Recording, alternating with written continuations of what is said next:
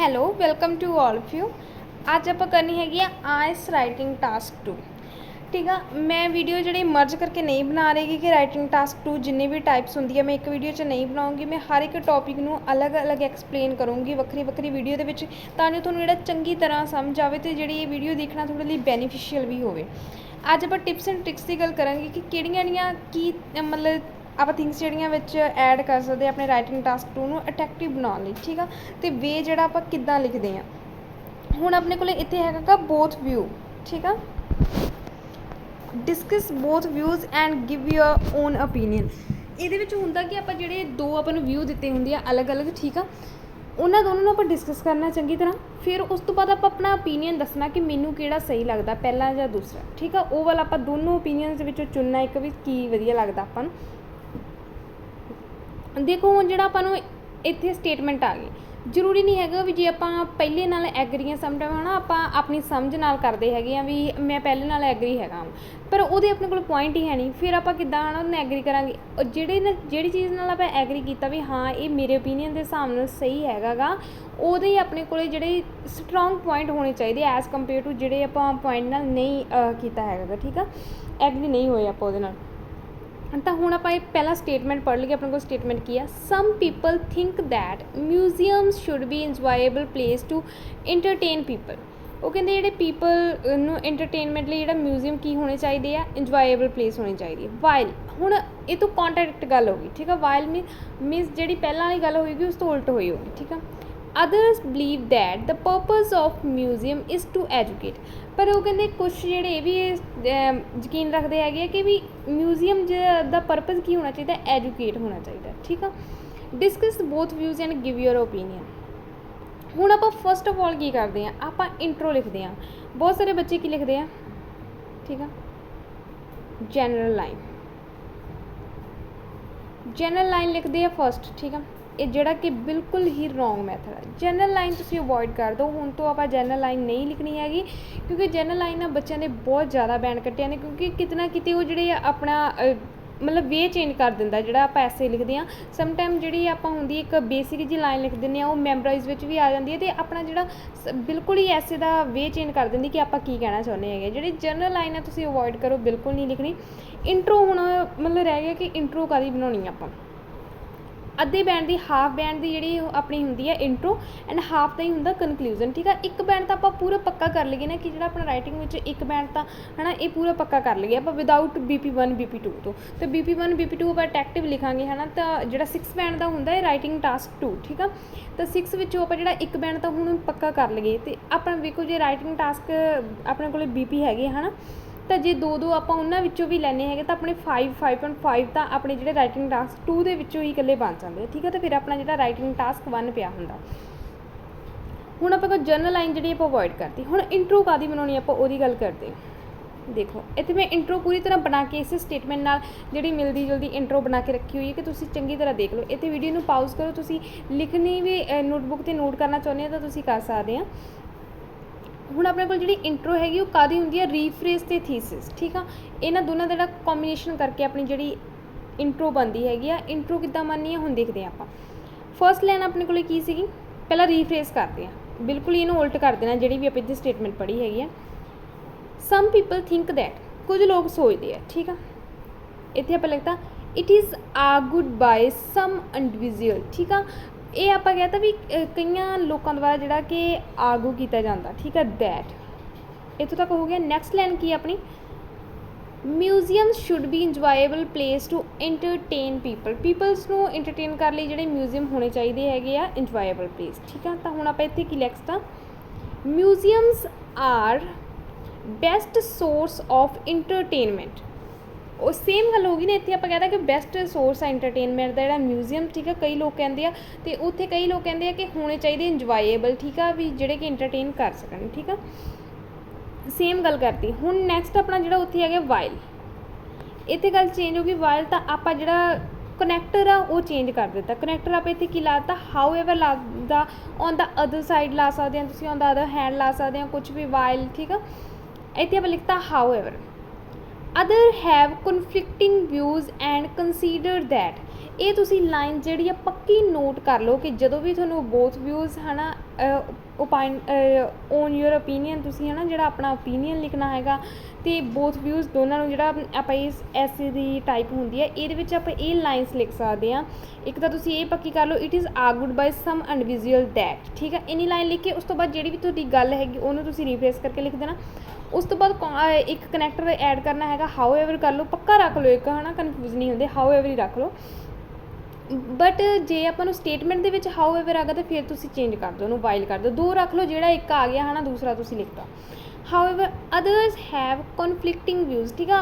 ਕਨਫਲਿਕਟਿੰਗ means ਉਲਟ view ਆ, ਠੀਕ ਆ। ਉਹ ਕਹਿੰਦੇ ਹੋਰਾਂ ਲੋਕਾਂ ਕੋਲ, ਤੁਸੀਂ ਇਹ ਵੀ ਲਾਈਨ ਪੱਕੀ ਰੱਖ ਸਕਦੇ ਆ, however other have conflicting views and consider that ਤੱਕ ਤੁਸੀਂ ਇਹ ਲਾਈਨ ਪੱਕੀ ਰੱਖ ਲਓ। ਉਸ ਤੋਂ ਬਾਅਦ ਫਿਰ ਜਿਹੜੀ ਆਪਣੀ ਦੂਸਰਾ ਵਿਊ ਆ ਹੈ ਨਾ ਉਹ ਲਿਖ ਦੇਣਾ ਵਾ। The main aim of museums should be educate to visitors, ਠੀਕ ਆ। ਆਪਾਂ ਇੱਥੇ ਵਿਜ਼ਿਟਰਸ ਵਰਡ ਐਡ ਕਰ ਦਿੱਤਾ ਕਿ ਜਿਹੜੇ ਵਿਜ਼ਿਟਰ ਜਿੱਥੇ ਵਿਜ਼ਿਟ ਕਰਨਗੇ ਮਿਊਜ਼ੀਅਮ ਲਈ ਹੈ ਨਾ, ਵੀ ਉਹਨਾਂ ਲਈ ਐਜੂਕੇਟ ਜਿਹੜਾ ਮਤਲਬ ਹੋਣਾ ਚਾਹੀਦਾ ਵਾ ਮਿਊਜ਼ੀਅਮ, ਇਹ ਮੇਨ ਏਮ ਹੋਣਾ ਚਾਹੀਦਾ ਵਾ।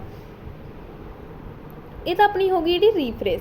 ਹੁਣ ਆਪਣੀ ਥੀਸਿਸ ਰਹਿ ਗਈ। ਥੀਸੀ ਨੂੰ ਪੂਰਾ ਤੁਸੀਂ ਅਟੈਕਟਿਵ ਲਿਖਣਾ, ਜਿਹਦੇ ਵਿੱਚ ਥੀਸੀ ਪੜ੍ਹਦੇ ਸਾਰ ਐਗਜ਼ਾਮੀਨਰ ਨੂੰ ਇਹ ਪਤਾ ਲੱਗਦੀ ਹੈ ਕਿ ਤੁਸੀਂ ਐਸੇ ਦੇ ਵਿੱਚ ਕੀ ਲਿਖਣਾ ਚਾਹੁੰਦੇ ਹੋ, ਠੀਕ ਆ। ਉਹ ਚੰਗੀ ਤਰ੍ਹਾਂ ਆਪਣੀ ਦੀ ਗੱਲ ਇੱਥੋਂ ਕਲੀਅਰ ਹੋ ਜਾਵੇ, ਜਾਂ ਫਿਰ ਆਪਾਂ ਕੀ ਅੱਗੇ ਲਿਖਣਾ, ਚਾਹੇ ਉਹਨਾਂ ਨੂੰ ਪਤਾ ਨਾ ਟਾਈਪ ਦਿੱਤੀ ਉਹਨਾਂ ਨੇ, ਬਟ ਆਪਣਾ ਵੀ ਜ਼ਰੂਰੀ ਹੈ ਲਿਖਣਾ ਕਿ ਆਪਾਂ ਲਿਖ ਕੀ ਰਹੇ ਹਾਂ।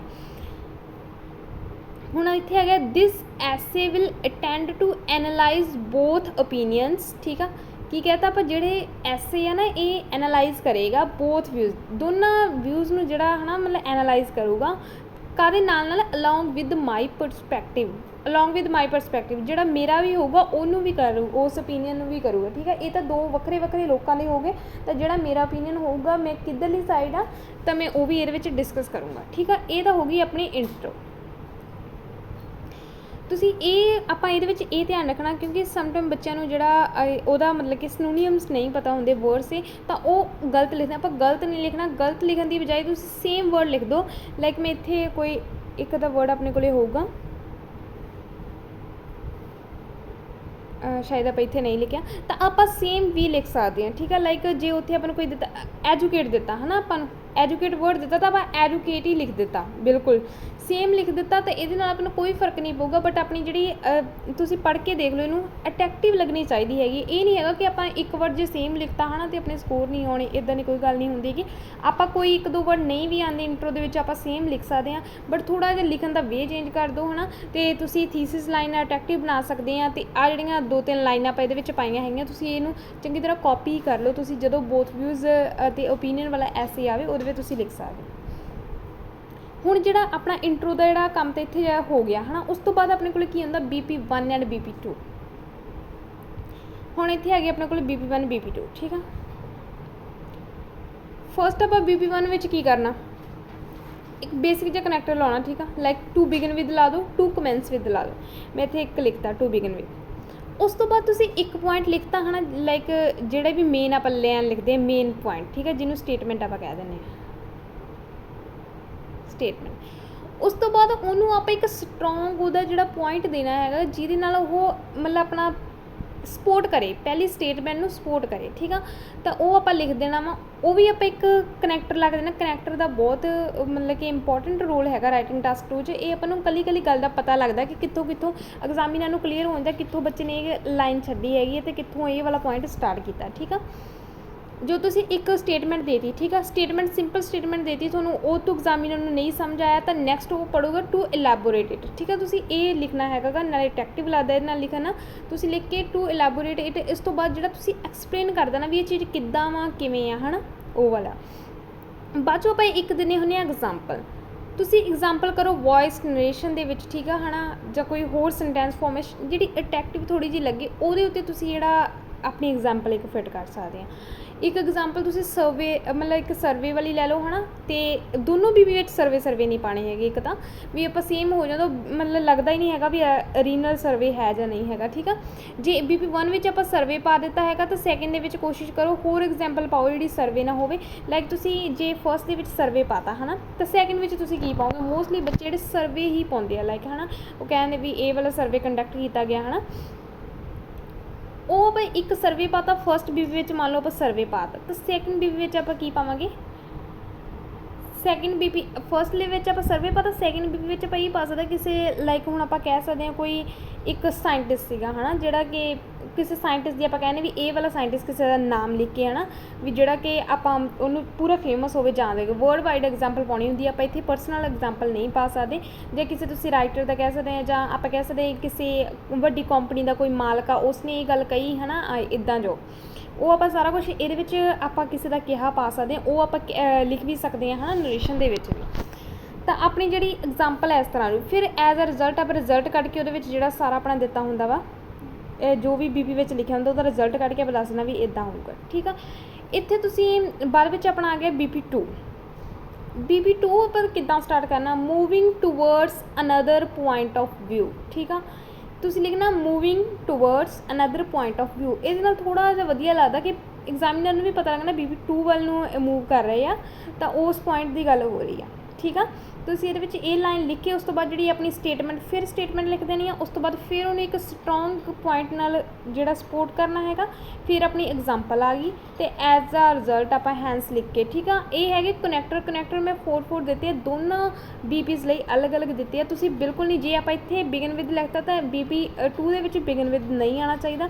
ਜੇ ਇੱਥੇ ਐਲੈਬੋਰੇਟ ਲਿਖਤਾ ਤਾਂ ਐਲੈਬੋਰੇਟ ਇੱਥੇ ਨਹੀਂ ਆਉਣਾ ਚਾਹੀਦਾ। ਇੱਥੇ ਹੈਂਸ ਲਿਖਤਾ BP2 ਦੇ ਵਿੱਚ ਤਾਂ BP1 ਦੇ ਵਿੱਚ ਹੈਂਸ ਨਹੀਂ ਆਊਗਾ, ਐਜ਼ ਆ ਰਿਜ਼ਲਟ ਲਿਖ ਸਕਦੇ ਆ ਤੁਸੀਂ, ਠੀਕ ਆ। ਤਾਂ ਹੁਣ ਆਪਣੇ ਕੋਲ ਇੱਕ ਕਨੈਕਟਰ ਜਿਹੜਾ ਆਪਾਂ ਯੂਜ਼ ਕਰਦੇ ਹੈਗੇ ਆ ਇਨ ਐਡੀਸ਼ਨ, ਠੀਕ ਆ। ਇਨ ਐਡੀਸ਼ਨ ਇਹ ਉਹਨਾਂ ਬੱਚਿਆਂ ਲਈ ਹੈ ਜਿਨ੍ਹਾਂ ਕੋਲ ਪੁਆਇੰਟ ਬਹੁਤ ਹੋ ਜਾਂਦੇ ਆ ਹੈ ਨਾ। ਕਈ ਬੱਚਿਆਂ ਤੋਂ ਤਾਂ ਇੱਦਾਂ ਹੈਗਾ ਵੀ ਇੱਕ ਪੁਆਇੰਟ ਹੀ ਮਸਾਂ ਬਣਦਾ ਇੱਕ BP ਲਈ। ਤਾਂ ਕਈ ਬੱਚੇ ਇੱਦਾਂ ਵੀ ਹੁੰਦੇ ਜਿਨ੍ਹਾਂ ਕੋਲ 3 4 ਪੁਆਇੰਟ ਇੱਕ BP ਲਈ ਹੁੰਦੇ ਆ ਹੈ ਨਾ। ਤਾਂ ਉਹਨਾਂ ਨੂੰ ਉਹ ਐਕਸਪਲੇਨ ਘੱਟ ਕਰਦੇ ਹੈਗੇ, ਤਾਂ ਇਨ ਐਡੀਸ਼ਨ ਪਾ ਕੇ ਤੁਸੀਂ ਇੱਕ ਪੁਆਇੰਟ ਆਪਣਾ ਦੇ ਸਕਦੇ, ਚਾਹੇ ਉਹ ਤੁਸੀਂ BP1 'ਚ ਦੇ ਦਿਓ, ਚਾਹੇ BP2 'ਚ ਦੇ ਦਿਓ, ਠੀਕ ਆ। ਇਹ ਤਾਂ ਆਪਣਾ ਹੋ ਗਿਆ ਵੀ BP1 BP2 ਆਪਾਂ ਕਿੱਦਾਂ ਕਰਨਾ ਹੈਗਾ। ਜੇਕਰ ਇਹਦੇ ਉੱਤੇ ਤੁਹਾਨੂੰ ਪੂਰਾ ਸਟਰਕਚਰ ਚਾਹੀਦਾ ਹੈਗਾ ਹੈ ਨਾ, BP1 BP2 'ਚ ਵੀ ਪੂਰਾ ਸਟਰਕਚਰ ਮੈਂ ਪੂਰਾ ਦੱਸਾਂ ਹੈ ਨਾ ਵੀ ਕਿੱਦਾਂ ਪੁਆਇੰਟਸ ਲਿਖ ਸਕਦੇ ਆ, ਤਾਂ ਤੁਸੀਂ ਮੈਨੂੰ ਕਮੈਂਟ ਸੈਕਸ਼ਨ ਵਿੱਚ ਦੱਸਿਓ। ਤਾਂ ਆਪਾਂ ਉਹਦੇ 'ਤੇ ਪੂਰਾ ਸਟਰਕਚਰ ਮੈਂ ਲਿਖ ਕੇ ਉਹਨੂੰ ਚੰਗੀ ਤਰ੍ਹਾਂ ਹੈ ਨਾ ਐਕਸਪਲੇਨ ਕਰ ਦੂੰਗੀ ਵੀ ਕਿੱਦਾਂ ਤੁਸੀਂ BP1 BP2 ਕਰ ਸਕਦੇ ਆ। ਇੰਟਰੋ ਆਪਾਂ ਆਲਰੇਡੀ ਕਰ ਦਿੱਤੀ ਆ। ਹੁਣ ਆਪਣੇ ਕੋਲ ਲਾਸਟ ਇੱਕ ਬਚੀ ਆ ਕਨਕਲੂਜ਼ਨ, ਠੀਕ ਆ। ਹੁਣ ਇੱਥੇ ਮੈਂ ਕਨਕਲੂਜ਼ਨ ਵੀ ਪਹਿਲਾਂ ਹੀ ਲਿਖ ਕੇ ਰੱਖਿਆ ਹੋਇਆ ਵਾ, ਬਸ ਸਮਝਾਉਣਾ ਹੀ ਆ ਕਿੱਦਾਂ ਲਿਖਣਾ ਵਾ। ਦੇਖੋ ਆਪਣੇ ਕੋਲ ਕਨਕਲੂਜ਼ਨ ਹੈਗਾ, in conclusion there are positive aspect to both educational museum as well as entertain to people, ਠੀਕ ਆ, with the help of museum. ਇਹਦੇ ਤੁਸੀਂ ਲਿਖ ਸਕਦੇ ਹੋ with the help of museum. ਸਕਿਪ ਹੋ ਗਿਆ ਥੋੜ੍ਹਾ ਲਿਖਣਾ। ਕਨਕਲੂਜ਼ਨ ਦੇ ਵਿੱਚ ਹੁਣ ਤੁਸੀਂ ਪਹਿਲੀ ਲਾਈਨ ਕੀ ਲਿਖਤੀ ਆ ਕਿ ਇਹਨਾਂ ਦੇਰ ਆਰ ਪੋਜ਼ੀਟਿਵ, ਦੋਨੋਂ ਹੀ ਪੋਜ਼ੀਟਿਵ ਐਸਪੈਕਟ ਆ, ਠੀਕ ਆ। ਐਜੂਕੇਸ਼ਨ ਇਹਨਾਂ ਦੇ ਦੋਨਾਂ ਦੇ ਪੋਜ਼ੀਟਿਵ ਆਪਣੇ ਨੂੰ ਹੈਗੇ ਆ, ਐਜੂਕੇਸ਼ਨਲ ਮਿਊਜ਼ੀਅਮ ਦੇ ਵੀ ਅਤੇ ਐਜ਼ ਵੈਲ ਐਜ਼ ਇੰਟਰਟੇਨ, ਜਿਹੜਾ ਇੰਟਰਟੇਨ ਕਰਨਾ ਪੀਪਲ ਨੂੰ ਮਿਊਜ਼ੀਅਮ ਦੇ ਰਾਹੀਂ, ਉਹਦੇ ਵੀ, ਠੀਕ ਆ। ਉਸ ਤੋਂ ਬਾਅਦ ਉਹ ਕਹਿੰਦੇ although both sides have good argumentative points, ਠੀਕ ਆ। ਉਹ ਕਹਿੰਦੇ ਭਾਵੇਂ, ਆਲਦੋ ਦਾ ਮਤਲਬ ਹੁੰਦਾ ਭਾਵੇਂ, ਅਤੇ ਆਲਦੋ ਦੇ ਨਾਲ ਹਮੇਸ਼ਾ ਆਪਣੇ ਕੋਲ ਯੈਟ ਲੱਗਦਾ, ਠੀਕ ਆ। ਆਲਦੋ ਦੇ ਨਾਲ ਆਪਾਂ ਯੈਟ ਲਾਵਾਂਗੇ। ਸਮਟਾਈਮ ਬੱਚੇ ਜਿਹੜੇ ਬਟ ਯੂਜ਼ ਕਰ ਦਿੰਦੇ ਆਲਦੋ ਬਟ ਇਹ ਰੋਂਗ ਆ, ਆਪਣਾ ਯੈਟ ਹੀ ਲੱਗਦਾ, ਠੀਕ ਆ, ਆਲਦੋ ਦੇ ਨਾਲ। ਤਾਂ ਆਪਾਂ ਕਹਿੰਦੇ ਹਾਂ ਬੋਥ sides have good argumentative points, ਠੀਕ ਆ। ਉਹ ਕਹਿੰਦੇ ਭਾਵੇਂ ਬੋਥ ਸਾਈਡਸ ਹੈਗੇ ਵਧੀਆ ਪੁਆਇੰਟ ਆ, ਆਰਗੂਮੈਂਟੇਟਿਵ ਆ, ਦੋਨੇ ਆਰਗੂਮੈਂਟ ਕਰ ਰਹੇ ਆ ਦੋਨਾਂ ਪੁਆਇੰਟਸ 'ਤੇ, yet I am very convinced that, but ਉਹ ਕਹਿੰਦਾ ਮੈਂ ਫਿਰ ਵੀ ਇਹ ਕਨਵਿੰਸਡ ਕਰਦਾ educational use of museum still a better approach, ਠੀਕ ਆ। ਬਟ ਉਹ ਕਹਿੰਦੇ ਫਿਰ ਵੀ ਜਿਹੜਾ ਇੱਥੇ ਹੁਣ ਤੁਸੀਂ ਪਤਾ ਕਿਹੜਾ ਲਿਖਣਾ ਹੈਗਾ ਗਾ, ਜਿਹੜੇ ਪਾਸੇ ਤੁਸੀਂ ਐਗਰੀ ਹੋ, ਠੀਕ ਆ। ਜੇ ਤੁਸੀਂ ਦੂਸਰੀ ਸਾਈਡ ਆ ਤਾਂ ਤੁਸੀਂ ਲਿਖ ਸਕਦੇ ਆ ਵੀ ਜਿਹੜਾ ਉਹ ਮਿਊਜ਼ੀਅਮ, ਜੇ ਤੁਸੀਂ ਐਜੂਕੇਸ਼ਨਲ ਲਿਖਣਾ ਤਾਂ ਐਜੂਕੇਸ਼ਨ ਲਿਖ ਦਿਓ, ਜੇ ਇੰਟਰਟੇਨਮੈਂਟ ਵਾਲੀ ਸਾਈਡ 'ਤੇ ਆ ਤੁਸੀਂ ਤਾਂ ਉਹ ਲਿਖ ਸਕਦੇ ਸਟਿਲ ਆ ਬੈਟਰ ਅਪਰੋਚ, ਠੀਕ ਆ। ਤੁਸੀਂ ਕਨਕਲੂਜ਼ਨ ਨੂੰ ਵੀ ਬਿਲਕੁਲ ਚੰਗੀ ਤਰ੍ਹਾਂ ਕਾਪੀ ਕਰ ਦਿਓ, ਬਸ ਜਸਟ ਇਹ ਕਨਕਲੂਜ਼ਨ ਇੱਕ ਵਾਰੀ ਰੱਟ ਕੇ ਰੱਖ ਲਓ ਵੀ ਕਿੱਦਾਂ ਕਨਕਲੂਜ਼ਨ ਲਿਖਣਾ ਹੈਗਾ ਗਾ। ਹਾਂ ਇਹ ਸਹੀ ਨਹੀਂ ਹੈਗਾ ਕਿ ਆਪਾਂ ਰੱਟਾ ਮਾਰਨਾ, ਪਰ ਸਮਟਾਈਮ ਬੱਚਿਆਂ ਨੂੰ ਨਾ ਸਾਰਾ ਆਪਾਂ ਐਸੇ ਲਿਖ ਲੈਂਦੇ ਰਾਈਟਿੰਗ ਟਾਸਕ ਕੇ ਐਗਜ਼ਾਮ ਦਾ ਪ੍ਰੈਸ਼ਰ ਹੁੰਦਾ, ਅਤੇ ਬਟ ਆਪਾਂ ਨੂੰ ਜਦੋਂ ਕਨਕਲੂਜ਼ਨ ਲਿਖਣਾ ਹੁੰਦਾ ਟਾਈਮ ਬੜਾ ਵੇਸਟ ਹੁੰਦਾ, ਕਨਕਲੂਜ਼ਨ ਨਹੀਂ ਸਮਝ ਆਉਂਦਾ ਕਨਕਲੂਜ਼ਨ ਦੇ ਵਿੱਚ ਆਪਾਂ ਲਿਖੀਏ ਕੀ, ਹੈ ਨਾ। ਤਾਂ ਤੁਸੀਂ ਉਸ ਟਾਈਮ ਇਹ ਜਿਹੜਾ ਸਾਰਾ ਸਟਰਕਚਰ ਇੱਦਾਂ ਦਾ ਬਣਿਆ ਹੋਇਆ ਲਿਖ ਸਕਦੇ ਆ, ਬਸ ਜਸਟ ਇੱਕ ਲਾਈਨ ਤੁਸੀਂ ਵਿੱਚ ਐਡ ਕਰਨੀ ਹੈ ਜਿਹੜੇ ਪੁਆਇੰਟ ਦੇ ਵਿੱਚ ਤੁਸੀਂ ਹੋਵੋਗੇ, ਠੀਕ ਆ। ਤਾਂ ਅੱਜ ਆਪਾਂ ਰਾਈਟਿੰਗ ਟਾਸਕ ਜਿਹੜਾ ਬੋਥ ਵਿਊਜ਼ ਅਤੇ ਓਪੀਨੀਅਨ ਵਾਲੇ ਐਸੇ ਦੇ ਵਿੱਚ ਇਹੀ ਗੱਲ ਕਰਨੀ ਸੀਗੀ। ਜੇ ਕੋਈ ਰਹਿ ਗਈ ਆ ਹੈ ਨਾ, ਮੈਂ ਐਕਸਪਲੇਨ ਨਹੀਂ ਕੀਤੀ ਕਿਸੇ ਚੀਜ਼ ਬਾਰੇ, ਤਾਂ ਤੁਸੀਂ ਮੈਨੂੰ ਦੱਸ ਦਿਓ ਕਮੈਂਟ ਸੈਕਸ਼ਨ ਵਿੱਚ ਦੱਸੋ, ਮੈਂ ਉਸ 'ਤੇ ਵੀ ਇੱਕ ਵੀਡੀਓ ਬਣਾਉਂਗੀ। ਜੇ ਰਿਪਲਾਈ ਕਰਨ ਵਾਲਾ ਹੋਇਆ ਤਾਂ ਮੈਂ ਕਮੈਂਟ ਵਿੱਚ ਹੀ ਤੁਹਾਡਾ ਰਿਪਲਾਈ ਵੀ ਦਊਂਗੀ। ਅਤੇ ਜੇ ਕਿਸੇ ਹੋਰ ਵੀ ਮੋਡਿਊਲ ਦੇ ਵਿੱਚ ਕੋਈ ਪ੍ਰੋਬਲਮ ਹੈਗੀ ਹੈ ਜਾਂ ਰਾਈਟਿੰਗ ਟਾਸਕ ਵਿੱਚ ਤੁਹਾਨੂੰ ਕਿਸੇ ਹੋਰ ਤਰ੍ਹਾਂ ਦੀ ਹੈਲਪ ਚਾਹੀਦੀ ਹੈ ਤਾਂ ਤੁਸੀਂ ਮੈਨੂੰ ਕਹਿ ਸਕਦੇ ਹੋ, ਮੈਂ ਉਸ 'ਤੇ ਆਪਾਂ ਵੀਡੀਓ ਬਣਾਵਾਂਗੇ। Thanks for watching. ਜੇਕਰ ਵੀਡੀਓ ਪਸੰਦ ਆਈ ਤਾਂ ਵੀਡੀਓ ਨੂੰ ਲਾਈਕ ਕਰੋ, ਚੈਨਲ ਨੂੰ ਸਬਸਕ੍ਰਾਈਬ ਕਰੋ। Thank you.